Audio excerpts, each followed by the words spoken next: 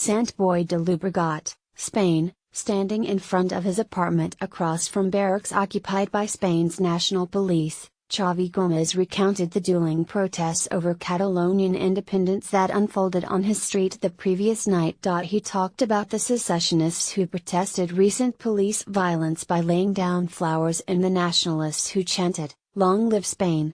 Then, as he noticed three officers walking out of a gate, and under an iron arch with the words "All for the homeland," he went quiet. "You see how they are looking at me?"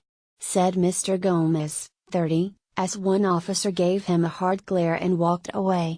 Out of earshot, he said he suspected the monsters were the first wave of shock troops coming to take over Catalonia. For this reason, he said, Sant Boi doesn't want these people. Since the crackdown on October 1 on Catalans voting in an illegal referendum to secede from Spain, many here have come to view the national police officers dispatched from across the country as a potentially occupying force. Supporters view them as the last guarantors of Spanish unity and law and order, lamenting that Catalonia's autonomous police force, the Mossos d'Esquadra, seem to have sided with the independence movement. Now, as the country is on edge over the possibility that Catalonia's leader, Carles Puigdemont, could declare independence and push Spain into the potentially violent endgame of its deepest constitutional crisis since the death of Franco and the restoration of democracy, the police's response could prove pivotal. Accusations of Francoism, sedition and insubordination are flying.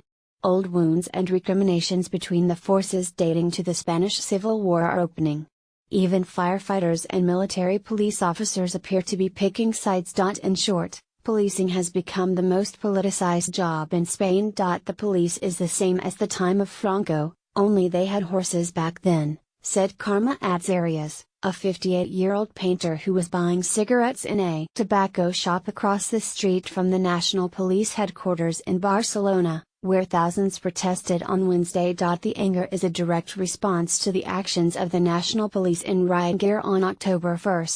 The government in Madrid sent the troops to defend the integrity of Spanish democracy, but the violence against peaceful residents had the effect of turning the story into one about the harsh crackdown on voting rights, rather than the suppression of radical secessionists. Television cameras and social media accounts showed officers stomping on voters with their boots, pounding them with truncheons and dragging them out of polling places. In contrast, the Mossos d'Esquadra, which was responsible for public order, and had instructions to stop the vote and keep people out of polling stations, essentially stood down. In the fallout, Catalonia's police chief, Major Josep Luis Trapero, appeared on Friday in the National Court in Madrid to face accusations of sedition.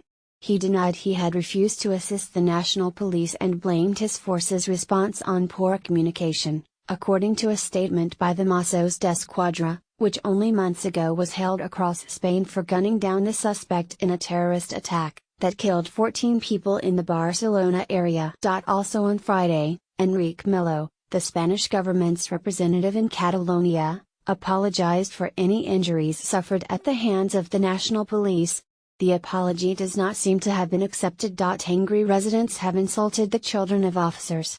Police forces brought in from across Spain found their hotels surrounded by angry residents who protested loudly and forced the officers, some of whom responded by spitting out the window, to find other accommodations apart from population centers. The poisonous atmosphere has led national police officers to hole up behind thick walls and barbed wire in towns like this one, or to retreat to a cruise boat, incongruously plastered with cartoon images of Looney Tunes characters, moored in the auto terminal of the Barcelona port.